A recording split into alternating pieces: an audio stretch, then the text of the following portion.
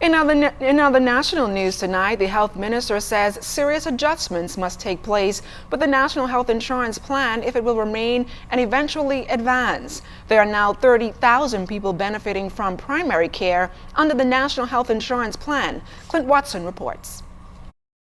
We already spend more for health in the Bahamas than most countries in the world.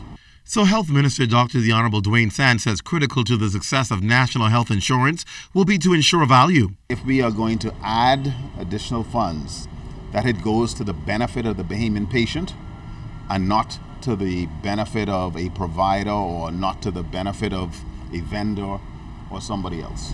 Dr. Sands is shocked by the findings of outrageous bills associated with N.H.I. and has launched an investigation. He says expenses span at least 4 other ministries under the previous administration. It was balling. People were spending money left, right, and center without any regard to value for the Bahamian people. When you're spending $500,000 a month on public relations, that's waste. Now, and particularly when you are spending that money on a foreign firm, that's waste.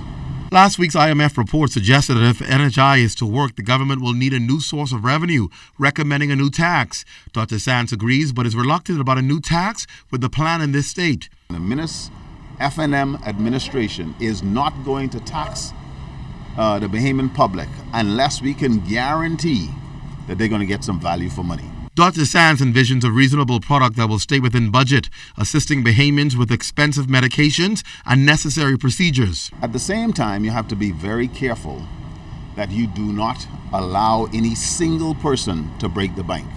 The health minister says the N.H.I. board will determine benefits deemed fair and equitable, but for right now, this remains the position of the plan. By no means are we ready to ramp up at this point, because you have to ramp up responsibly. You cannot introduce something that is not ready.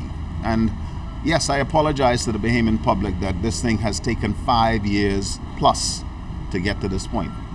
And it is still not ready for prime time. And I admit that, I accept that.